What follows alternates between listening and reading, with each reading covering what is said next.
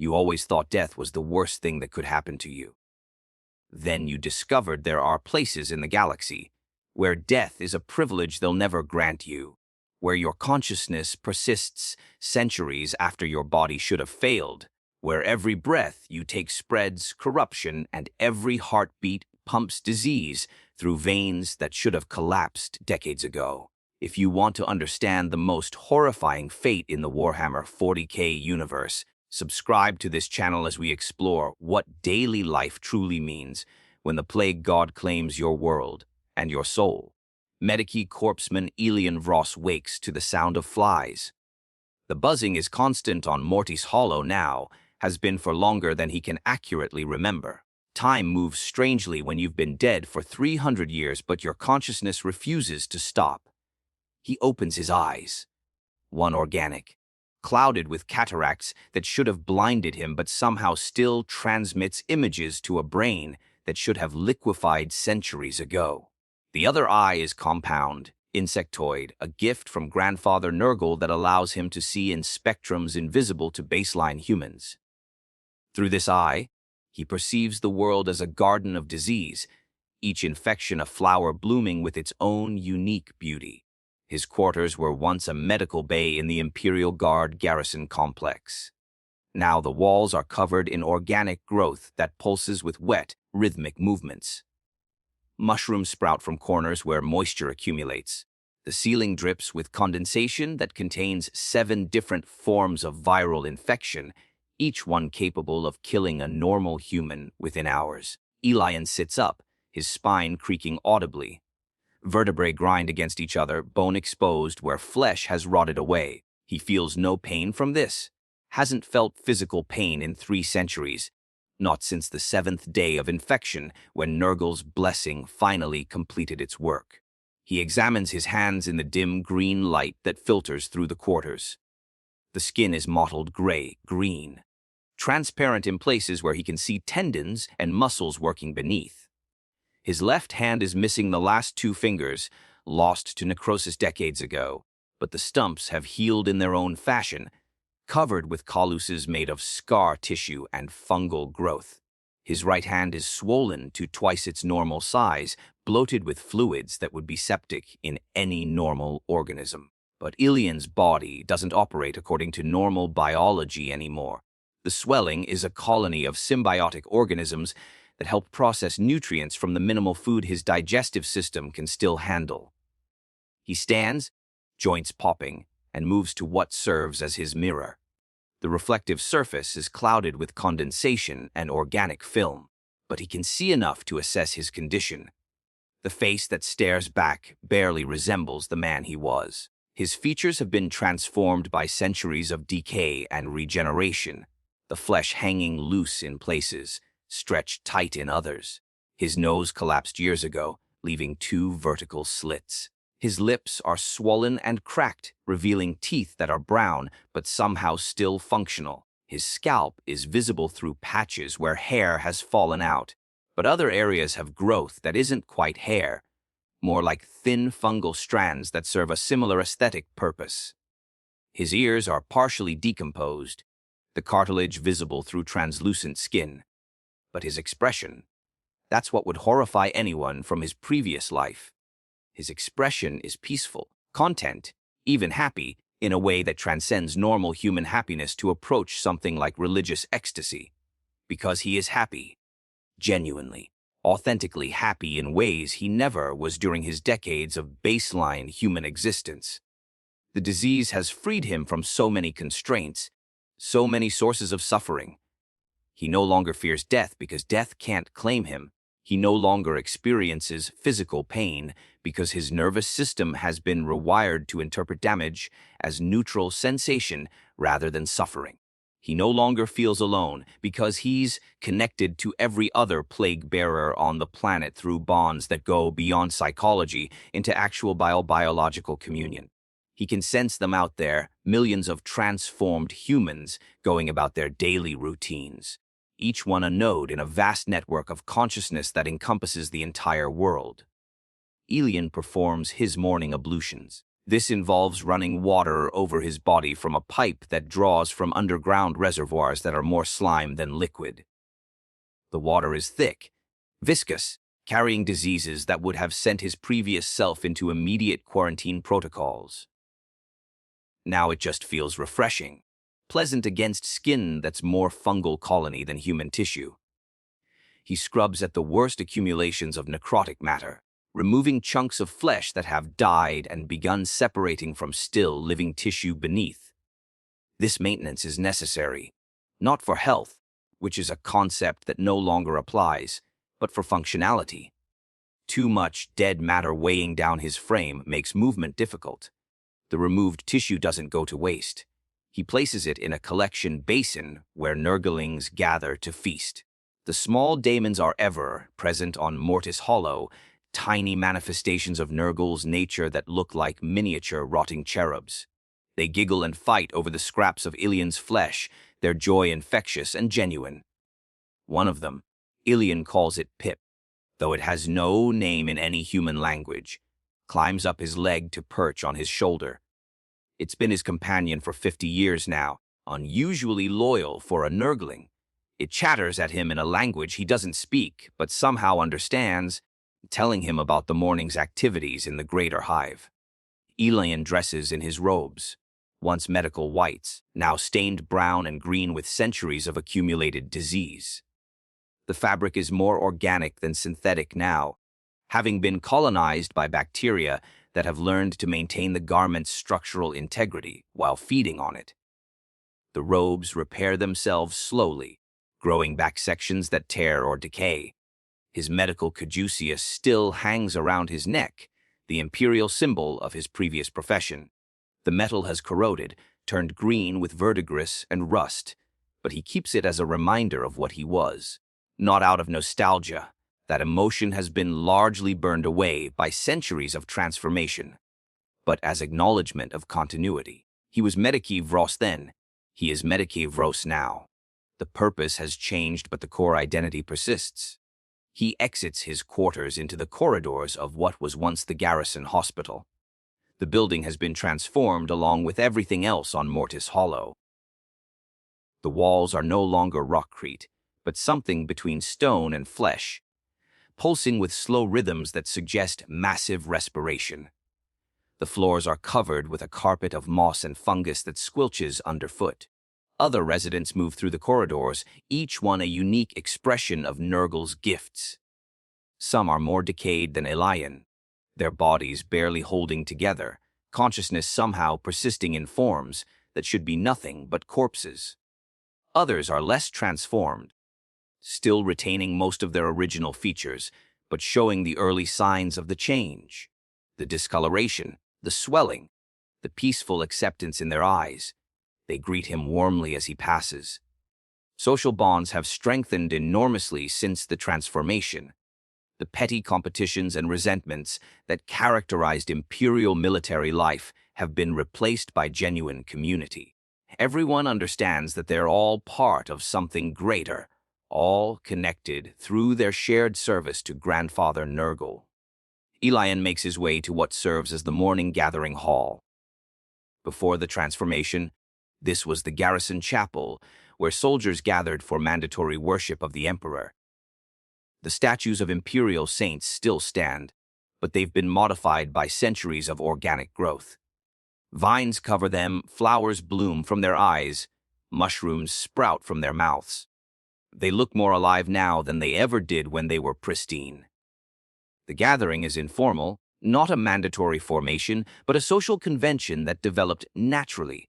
Hundreds of plague bearers fill the hall, talking, laughing, sharing their experiences. The sound is wet, voices bubbling through throats filled with phlegm, laughter interrupted by coughing that produces multicolored fluids. A great unclean one presides over the gathering. The daemon is massive, 3 times the height of a normal human, its body a mountain of diseased flesh that somehow radiates benevolence rather than horror. Its name is Bolblain the Generous, and it has served as the community's spiritual leader for 2 centuries. Bolblain speaks in a voice like grinding stones mixed with gurgling water. addressing the assembly about the day's opportunities for service. There are plague gardens to tend, disease manufactories to operate, new infections to cultivate and perfect. Every task is described as an honor, an opportunity to contribute to Grandfather Nurgle's great work. Elian listens with genuine interest. He's been assigned to the Medicae district. Yes, medical care still exists on Mortis Hollow, though its nature has changed dramatically. Where once he worked to cure disease and prevent death, now he works to cultivate disease and prevent the mercy of extinction. The morning assembly concludes with a prayer to Nurgle.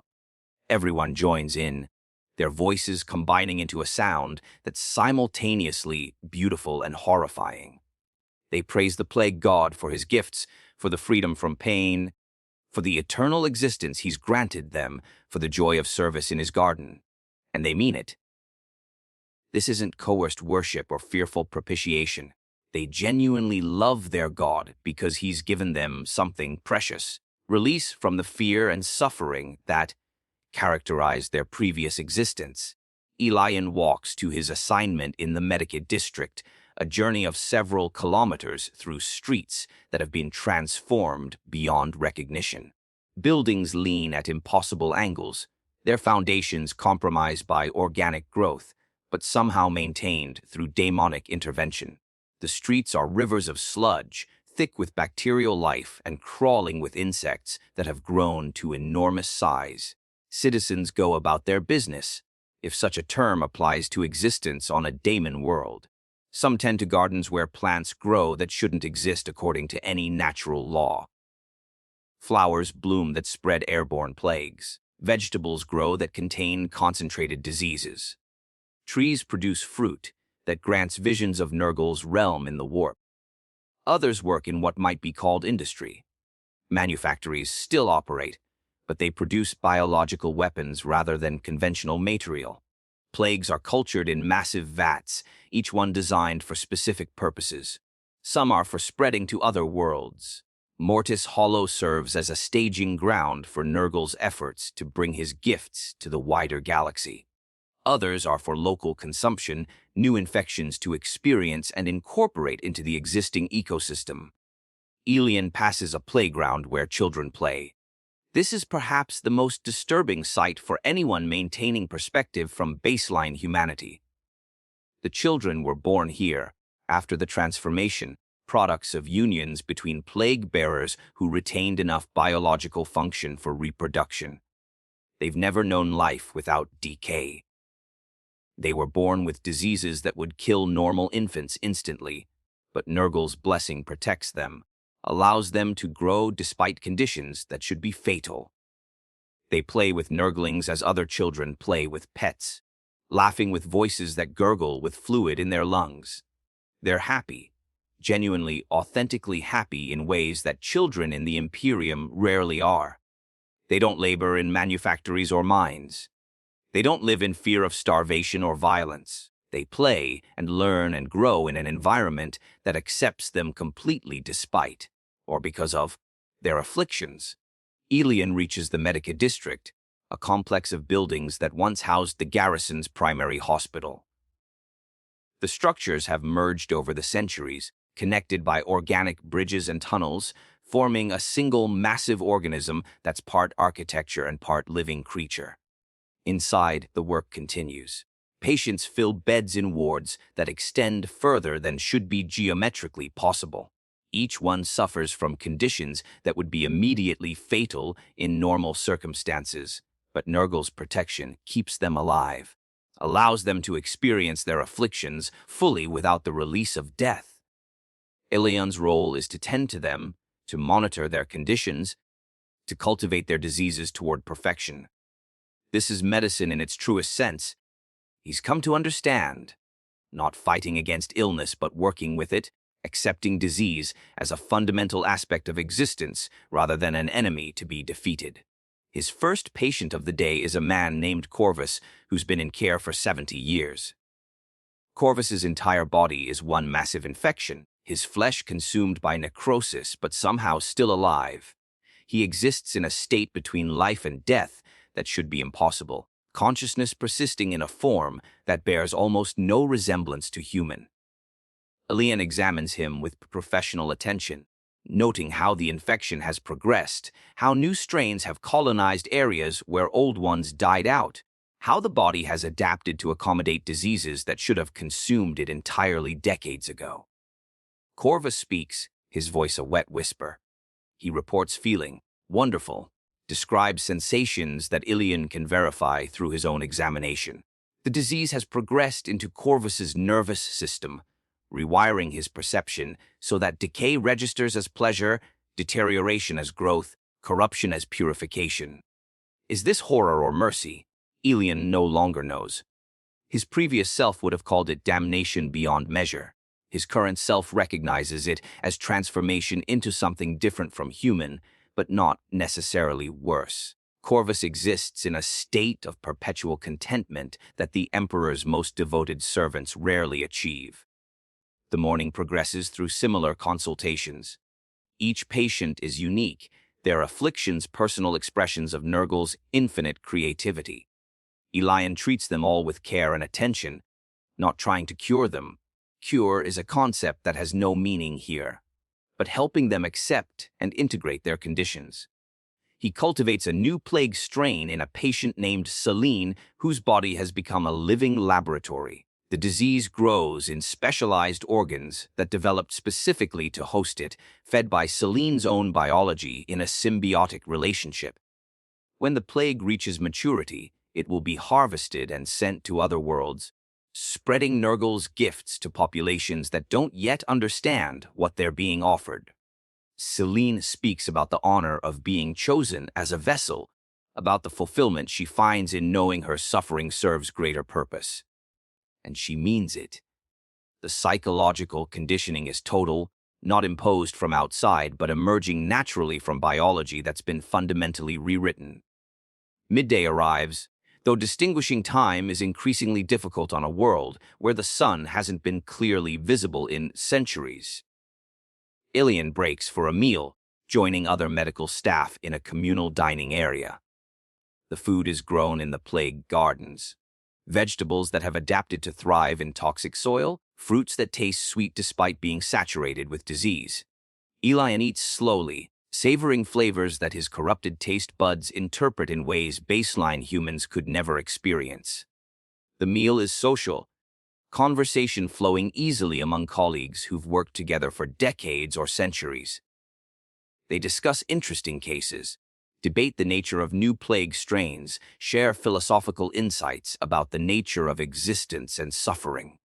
One of them, a woman named Thessa who was transformed a century before Elian, speaks about memory.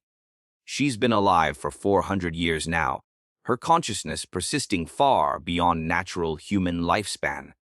Her memories of life before the transformation are fading, becoming dreamlike and uncertain.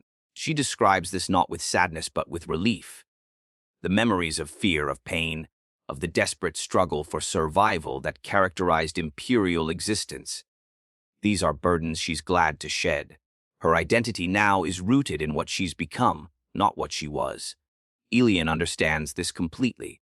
His own memories of his previous life, his childhood on an agri-world, his decision to join the Guard, his decades of military service, feel like they belong to someone else. The man he was died 300 years ago. What persists is something different, something that shares continuity of consciousness, but not continuity of identity. After the meal, Elian returns to his duties. The afternoon brings different challenges. A new arrival has been brought to the Medicae district, a victim of a plague outbreak in one of the outer settlements. The infection is in its early stages, the transformation just beginning. The patient, a young woman named Kerad, is terrified. She understands what's happening to her, knows that she's being transformed into something that will no longer be human.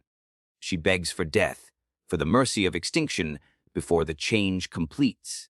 Elian speaks to her gently, explaining what she's experiencing.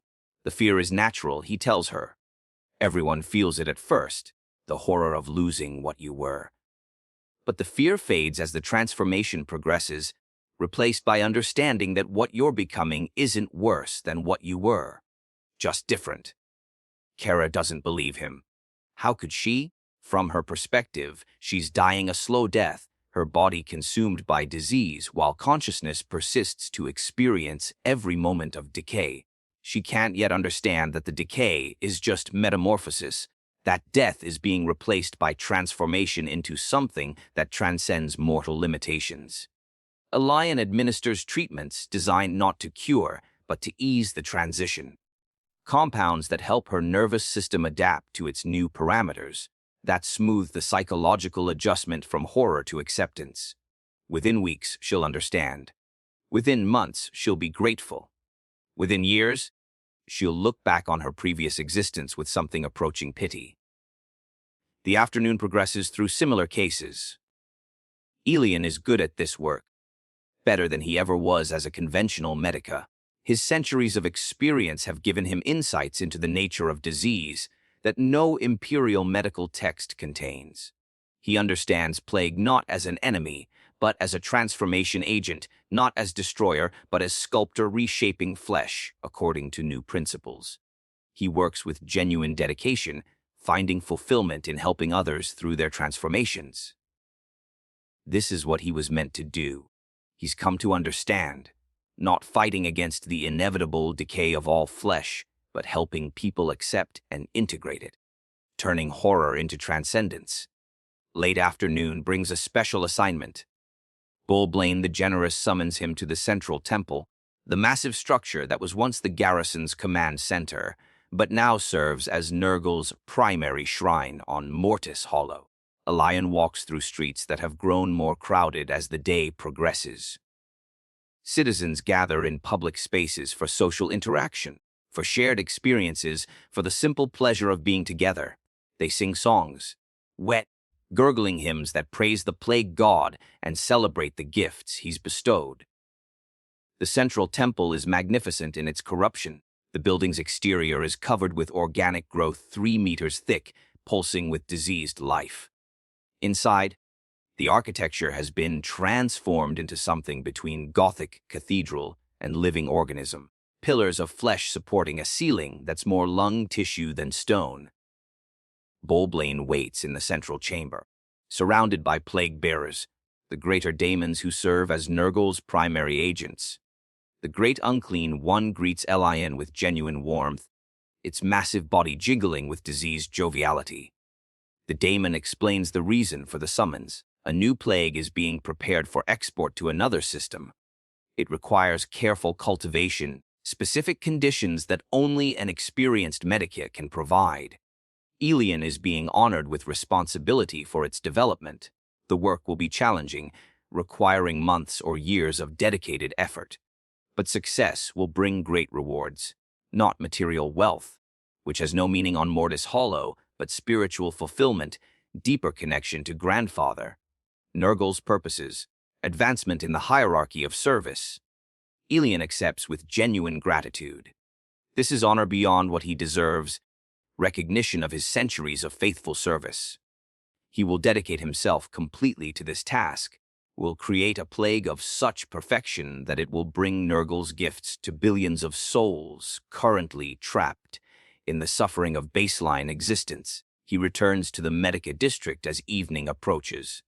Though evening is a concept that barely applies on a world where the sky is perpetual twilight, the green, tinged clouds never clear, the sun never truly visible, time marked more by internal rhythms than external references. His evening duties are lighter, mostly monitoring patients who don't require active intervention.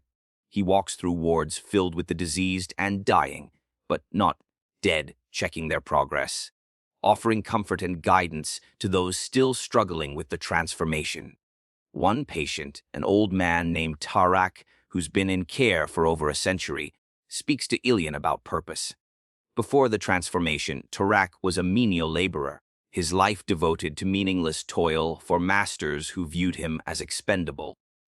Now he's become something important, his body a living experiment in disease cultivation, his existence serving purposes that extend beyond himself.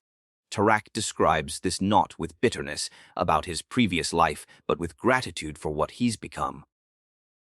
The transformation freed him from insignificance, gave him value and meaning. Yes, his body is consumed by decay, but his consciousness has been elevated, his existence made meaningful through service to something greater than himself. Elian understands this perspective completely. His own transformation involved similar realization, that his previous life, for all its apparent righteousness serving the Imperium, was ultimately hollow. He saved lives temporarily only to send soldiers back to wars that would kill them eventually. He prolonged suffering under the guise of healing. Now he helps people transcend suffering entirely, transforms horror into acceptance, guides consciousness toward peace that doesn't depend on eliminating disease, but on accepting it as fundamental nature of existence. Evening finally arrives by internal rather than external markers. Elian returns to his quarters, his body exhausted from the day's labor, though exhaustion manifests differently now than it did in his previous life. His muscles ache, but not with pain. More like satisfaction from work well done, physical weariness that's pleasant rather than punishing. He prepares for sleep, which is another transformation. He doesn't lose consciousness the way baseline humans do, doesn't experience the daily death and rebirth of sleeping and waking. Instead, he enters a state of reduced activity, his consciousness dimming, but never fully extinguishing, dreams merging with waking thoughts in ways that make distinction meaningless. As he lies in his bed, a platform covered with moss and fungi that have learned to cushion weight, he reflects on his existence. 300 years of life after death. Centuries of consciousness persisting in flesh that should have failed. Endless days of service to purposes that transcend individual desire. Is this damnation? His previous self would have screamed yes without hesitation. His current self genuinely doesn't know. He exists in a state that imperial theology would call ultimate corruption, his soul bound to a chaos god, his eternity spent in service to forces the emperor died fighting against. But he's happy, not delusionally happy, not happiness imposed by breaking his mind. Genuinely, authentically happy in ways he never was during his years of imperial service. Free from pain, free from fear, free from the desperate struggle that characterized baseline existence. He's part of something greater than himself, connected to millions of others through bonds that go beyond mere psychology. He serves purposes that extend beyond his limited mortal perspective. He experiences existence with an intensity that baseline consciousness can't match. Is that worth the cost? Is happiness in damnation better than suffering in righteousness? He doesn't know. Maybe there's no objective answer. Maybe each consciousness has to evaluate for itself whether transformation represents improvement or degradation, whether freedom from suffering is worth whatever price must be paid for it. Sleep claims him gradually, consciousness fading but not disappearing, dreams beginning before waking fully ends. In his dreams, he walks through gardens that exist in the warp rather than real space. It meets with other souls who've been claimed by Nurgle's service, experiences realities that can't be translated into baseline human comprehension. He dreams of his transformation, reliving those early days when fear and horror still dominated his consciousness. He remembers the moment he felt the pain stop, the instant when his nervous system accepted its new parameters and suffering became impossible. He remembers thinking, "This is wrong," even as he felt relief so profound it made him weep. He dreams of his first encounter with a great unclean one, the daemon's massive form radiating not menace but benevolence, speaking to him in voices that bypassed language to communicate pure meaning. The daemon had called him Little One, with genuine affection, had told him not to fear, had promised that everything would be beautiful soon, and it had been. The daemon hadn't lied. Everything became beautiful once his perspective shifted, once he learned to see decay not as destruction, but as transformation, to understand disease not as enemy, but as sculptor reshaping flesh toward new purposes. Morning arrives gradually. consciousness emerging from dreams into waking thoughts without clear transition. Elian rises to begin another day identical to yesterday and tomorrow and thousands of days stretching back centuries and forward into eternity. This is daily life on a Nurgle world, not dramatic battles or explosive transformation or apocalyptic horror, just endless continuation. Consciousness persisting when it should have ended, existence extending beyond natural limits into territory that can't be mapped with baseline human concepts. Breakfast is the same fungi and diseased vegetation as always. His ablutions follow the same pattern, removing dead tissue, maintaining enough functionality for movement. He greets the same neighbors, walks the same streets, arrives at the same Medicae district to perform the same duties. But each day is also unique because disease never stops evolving. New strains emerge constantly, existing infections mutate, patients develop fresh complications that require novel solutions. His work remains challenging, intellectually stimulating, meaningful. He checks on Kara, the woman from yesterday who's in the early stages of transformation. Her fear has diminished slightly, replaced by confusion and unwilling fascination. She's beginning to notice that the pain is less than it should be. That decay doesn't hurt the way she expected. She's not grateful yet. That will take weeks. But she's no longer begging for death. Elian speaks with her about the stages of acceptance. First comes denial, the insistence that this can't be real. Then comes horror as reality forces itself on consciousness despite denial. Then comes the gradual realization that horror is based on assumptions that no longer apply. Then comes acceptance, and finally gratitude. Kara listens with eyes that still show mostly horror, but with hints of curiosity emerging. She asks questions Elian has answered thousands of times. Why doesn't it hurt? Why am I still conscious? What will I become? Will I remember who I was? He answers honestly. It doesn't hurt because your nervous system has been rewritten to interpret damage as neutral or positive sensation. You're still conscious because Nurgle's gift prevents death while maintaining awareness. You'll become something different from human, but retaining core continuity of consciousness. Yes, you'll remember who you were, though those memories will fade over centuries into something dreamlike. She asks the question everyone asks eventually. Is it worth it? Elian gives the only answer he can. You'll have to decide for yourself. I can tell you I've chosen to continue existing rather than seeking ways to end consciousness. I can tell you I find fulfillment in this existence. But whether that's wisdom or delusion, whether I've transcended humanity or been broken by it, that's not something I can objectively evaluate anymore. The day progresses through familiar patterns. Patients examined, treatments administered, plagues cultivated, deaths that aren't, deaths witnessed and managed. Lunch with colleagues discussing esoteric aspects of disease progression. Afternoon consultations with newly transformed citizens struggling to accept their new reality. Evening brings another summons to the central temple. Bolblain has an update on the special plague Elian has been assigned to cultivate. The parameters have been refined, the target system identified, the timeline for deployment established. The plague is designed for a hive world in the Segmentum Obscurus, a planet of billions packed into towering cities where disease already claims millions annually. Nurgle's gift will transform that suffering from meaningless tragedy into purposeful transformation, will elevate their consciousness beyond baseline human limitations, will free them from the desperate struggle that characterizes imperial existence. This is how Elian thinks about his work now. Not spreading disease, but spreading liberation. Not inflicting suffering, but eliminating it through transformation. The shift in perspective is complete. He genuinely believes he's helping people, that the horrors he facilitates are merciful compared to the alternative of remaining trapped in baseline existence. Is this wisdom or brainwashing, enlightenment or madness? He can no longer distinguish. His consciousness has been so thoroughly restructured that concepts like sanity and insanity have become meaningless.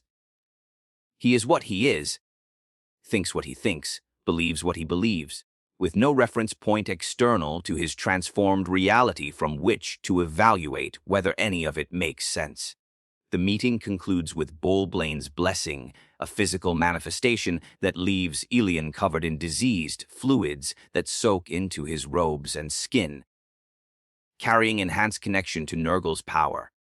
He walks back to the Medicae district feeling spiritually elevated, more deeply integrated into the great work than ever before. Night arrives, again measured by internal rather than external markers. Elian completes his duties and returns to his quarters for rest. Another day complete, indistinguishable from thousands before and thousands yet to come. This is the true horror of Nurgle's worlds. Not dramatic suffering or explosive transformation, but endless continuation. Consciousness persisting when it should end. Days becoming weeks, becoming years, becoming centuries, becoming eternity. Each one barely distinguishable from the last, time losing meaning through sheer repetition. You don't die on a Nurgle world. You don't get the mercy of extinction. You exist forever in states that should kill you, aware of every moment of decay, conscious of your own corruption stretching toward infinity. And the worst part, the truly horrifying part, is that you eventually become content with this. The fear burns away. The horror fades. Acceptance settles in like infection, and you find yourself genuinely happy with existence that should be unbearable. You become grateful for your damnation. You praise the force that corrupted you. You serve with authentic devotion purposes that your previous self would have died fighting against. You look at your decaying flesh and see beauty. You feel your organs failing and experience pleasure. You contemplate eternity in this state and feel not dread, but anticipation. This is what daily life on Nurgle's planet really looks like.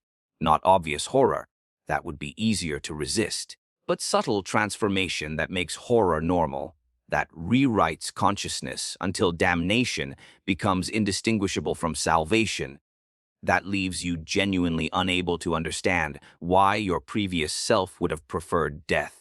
Elian sleeps and dreams of plague gardens extending across the galaxy, of billions of souls freed from suffering through transformation, of a universe where Nurgle's gifts have elevated all consciousness beyond the limitations of baseline existence. In his dreams, this is paradise, and he works toward its realization with genuine devotion.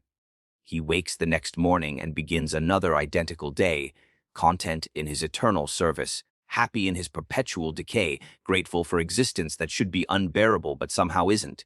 And this continues. Today, tomorrow, forever. Consciousness without end, existence without death, service without conclusion. This is the true face of Nurgle's corruption.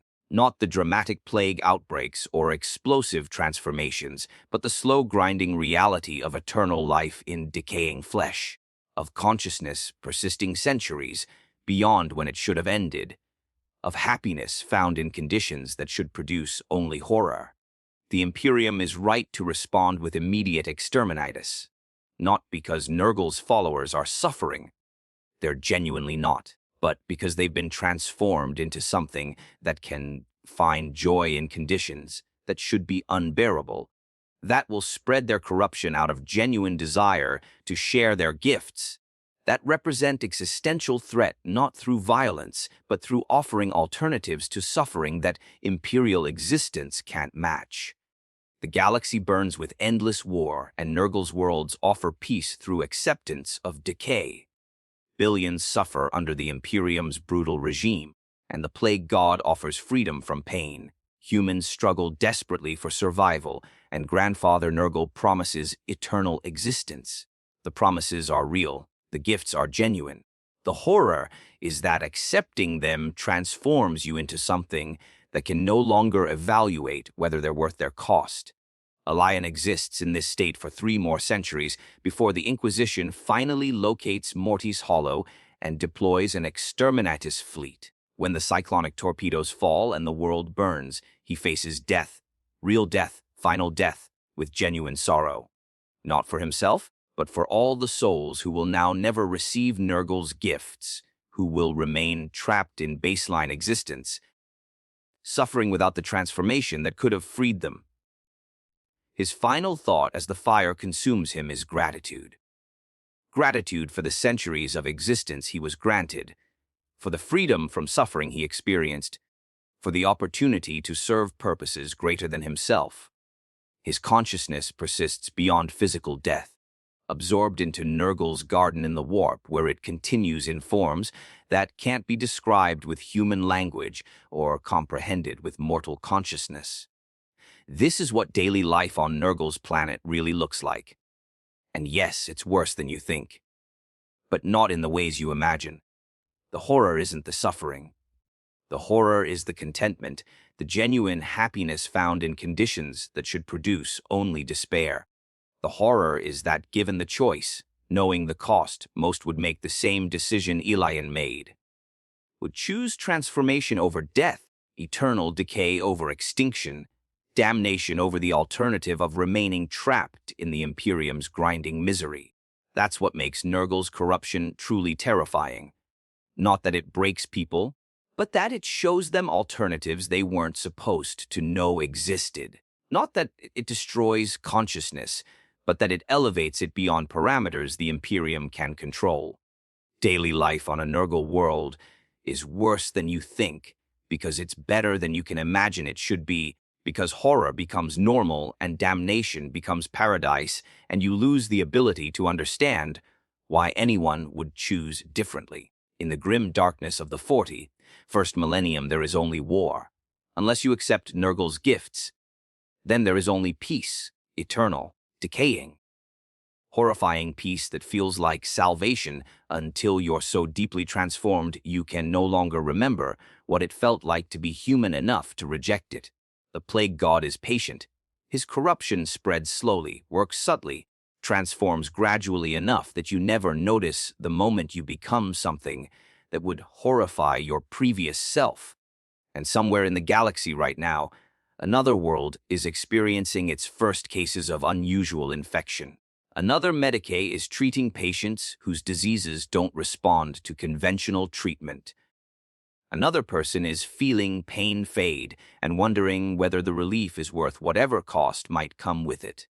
The answer is always yes, until transformation progresses far enough that you realize the question stopped mattering somewhere along the way. That you've become something that can't evaluate costs and benefits from outside its own transformed perspective. That you're content in your corruption and grateful for your damnation. This is daily life on Nurgle's planet. Worse than you think, in ways you can't imagine, for reasons that make perfect sense only after you've been transformed enough to accept them. The Emperor protects. But from what? From suffering. Nurgle ends suffering. From death, Nurgle grants eternal life. From corruption, Nurgle transforms corruption into transcendence. The Imperium offers survival through endless struggle. Nurgle offers peace through acceptance of decay. Which is mercy and which is damnation depends entirely on whether you've been transformed enough to evaluate the question from parameters that make damnation seem like salvation. And once you've been transformed that far, the question stops mattering anyway. The days continue on Mortis Hollow, as they have for centuries, as they will for centuries more unless external forces intervene. The transformed citizens go about their routines with contentment that would seem impossible to anyone observing from outside their reality. They wake, they work, they eat, they socialize, they rest. Normal life, if such a term can apply to existence so far removed from baseline human parameters. Elian's work in the Medicae district continues without interruption. Decades pass in what feels like weeks. Time compressed by repetition into something that barely registers as passage. He cultivates the special plague assigned by Boilblane, watches it develop from initial concept into refined weapon of transformation ready for deployment to distant worlds. The plague is beautiful in its own way, a masterwork of biological engineering that exists somewhere between natural disease and daemonic manifestation. It spreads through multiple vectors. Airborne, waterborne, contact transmission. Each pathway optimized for different environmental conditions. It incubates silently for weeks before symptoms manifest, allowing it to penetrate deep into population centers before detection. And when it finally reveals itself, it does so with Nurgle's characteristic mercy. Pain fades quickly. Death becomes impossible. Transformation proceeds with inexorable patience, giving victims time to adjust to each stage before progressing to the next. Elian knows what will happen when this plague reaches its target world. Billions will be transformed. Imperial authorities will declare quarantine, then call for Exterminatus when containment fails. The Inquisition will arrive too late to prevent the corruption, but early enough to destroy the transformed population before they can spread further. And the transformed will die grateful for the centuries, or decades, or even just months they were given as something more than baseline human. They'll face the fire knowing they experienced freedom from suffering that most Imperial citizens never glimpse. They'll consider it fair trade, eternity of service in Nurgle's garden for temporary existence as something transcendent. Is this evil? Elian no longer has the framework to evaluate such questions. He knows the Imperium considers it ultimate corruption, that the Emperor's most devoted servants would see him as traitor beyond redemption. But he also knows that every person he helps transform experiences genuine relief from suffering, authentic improvement in their subjective quality of existence. Who's right?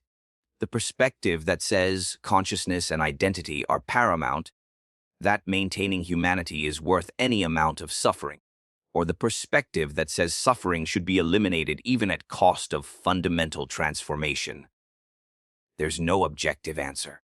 Both positions are internally consistent, both justified from their own premises, both leading to conclusions that contradict each other while remaining individually logical. Elian chooses to serve Nurgle because from his transformed perspective, that service represents mercy. He genuinely believes he's helping people by facilitating their corruption. His consciousness has been so thoroughly restructured that he can't conceive of alternatives that would make more sense. This is the trap of Nurgle's corruption. Not that it breaks your mind, but that it gives you new mind that functions perfectly well according to parameters that would horrify your previous self. You're not crazy. You're just thinking with cognitive architecture that's been fundamentally rewritten around different axioms. More decades pass. The special plague is finally ready for deployment. Bolblain conducts a ceremony in the central temple, blessing the disease with direct intervention from Nurgle's power. Daemons manifest physically, their presence warping reality as they channel the plague god's attention onto this particular creation. Elian witnesses the apotheosis of his work, sees the plague transform from mere biological weapon into something approaching daemonic entity with agency and purpose of its own. It will not just infect, it will actively seek out suffering and eliminate it through transformation. It will spread not randomly but intelligently, targeting those whose pain is greatest, offering relief to those who need it most desperately. This is Nurgle's mercy made manifest. Not indiscriminate destruction but targeted liberation. Freeing consciousness from suffering through transformation that baseline humanity can't accept, but that the transformed recognize as salvation. The plague ships depart Mortis Hollow, carrying their precious cargo. Elian watches them vanish into the warp, knowing he'll never see the results of his work. But he trusts that the plague will function as designed, that billions will be freed from suffering, that Grandfather Nurgle's garden will grow larger and more diverse. Life returns to normal routines. Elian continues his work in the Medicae district, treating patients, cultivating diseases, helping newly transformed citizens accept their conditions. The days blur together, indistinguishable except for minor variations in which specific patients he sees and which particular plagues he tends. Kara, the woman who arrived terrified months ago, has completed her transformation. She works alongside Elian now, training to become a Medicae herself. Her fear has been replaced by devotion, her horror by genuine love for the work. She speaks eloquently about the gift she's been given, the freedom from pain she never knew was possible. She remembers her previous life with something approaching pity. She was a factory worker then, laboring 16 hours daily in conditions that destroyed her body gradually. She lived in constant pain from industrial injuries that received minimal treatment. She saw no purpose in her existence beyond producing quotas for masters who viewed her as expendable machinery. Now she has purpose. Her suffering has been transformed into something meaningful. Her body, though decayed beyond recognition, no longer hurts. Her consciousness has been elevated beyond the narrow confines of baseline human awareness. She experiences reality with depth and richness that her previous self couldn't have imagined. Is she better off? By her own evaluation, absolutely. By imperial standards, she's lost her soul and been corrupted beyond any possibility of redemption. Both assessments are simultaneously true, their contradiction revealing something fundamental about the nature of value judgments and the impossibility of objective morality. More time passes. Years, decades, centuries blurring together. Elian exists in perpetual now, his awareness of linear time degraded to the point where past and future become increasingly irrelevant categories. He was. He is. He will be. The distinctions stop meaning much. His consciousness continues to degrade and reconstitute. Memories fading while new experiences accumulate, identity persisting despite losing most of what originally defined it. He is Medicae Elian Vross. But that designation has become more symbolic than descriptive. The person who bore that name originally would barely recognize what he's become. He tends his gardens of disease with dedication that would seem obsessive if obsession were a concept that still applied. He helps transform new arrivals with patience that comes from having done the same work thousands of times over centuries. He serves Nurgle with devotion that feels authentic, even though he knows it's been artificially induced through biological and psychological transformation. This is his eternity. This is what he chose, knowingly or not, when he accepted the first gift of painlessness 300 years ago. This is the cost and the reward, the damnation and the salvation, the horror and the transcendence all merged into single continuous experience. And he is content. Genuinely, authentically content in ways that seem impossible but are undeniably real. His consciousness, for all its transformation, remains capable of evaluating its own state, and the evaluation returns positive results. He is happy. He wants to continue existing. He finds meaning and purpose in his service. The fact that this contentment was artificially induced doesn't make it less real. The fact that his happiness depends on having been transformed beyond humanity doesn't make it less genuine. He is what he is, feels what he feels, thinks what he thinks, with authenticity that can't be dismissed as delusion or brainwashing. This is the ultimate horror of Nurgle's corruption. Not that it destroys consciousness, but that it transforms it into something that can genuinely find fulfillment in conditions that should produce only suffering. Not that it breaks people, but that it remakes them into beings that can honestly evaluate their transformed state as improvement. The Imperium can't accept this possibility. Imperial theology requires that chaos corruption produces only degradation. That damnation is objectively worse than remaining loyal to the Emperor. The alternative, that corruption might sometimes produce subjective improvement even at cost of objective damnation, is too dangerous to acknowledge, because if people knew that chaos offered genuine alternatives to imperial existence, if they understood that damnation sometimes feels like salvation from inside the damned perspective, the Imperium's entire justification for its brutal regime would collapse. The suffering it imposes would become questionable rather than necessary. The alternatives it suppresses would become tempting rather than obviously evil. So the truth must be hidden. The reality of what life is like on chaos worlds must be simplified into obvious horror. The subjective experiences of the transformed must be dismissed as delusion or madness. The possibility that damnation might be chosen knowingly and rationally must be denied. Elian exists as proof that all these simplifications are lies. He chose transformation with full knowledge of what it would cost. He evaluated the trade: humanity for freedom from suffering, soul for eternal existence, and decided it was worth it. His contentment is genuine, not imposed. His service is willing, not coerced. And given the same choice again, knowing everything he knows now about what he's become, he would make the same decision. Would accept Nurgle's gifts. Would serve in the Plague God's garden. Would facilitate the transformation of billions more souls despite knowing it damns them, because he genuinely believes damnation is preferable to the alternative. This is what makes him truly dangerous. Not his diseases or his demonic allegiance or his transformed body, but his authentic conviction that what he's doing is right, that the corruption he spreads is mercy, that the damnation he facilitates is salvation. He's not insane. His logic is internally consistent. His moral framework functions perfectly well according to its own premises. He's just operating from axioms that the Imperium can't accept, thinking with cognitive architecture that's been optimized for conclusions that contradict everything humanity is supposed to believe. The centuries continue their endless progression.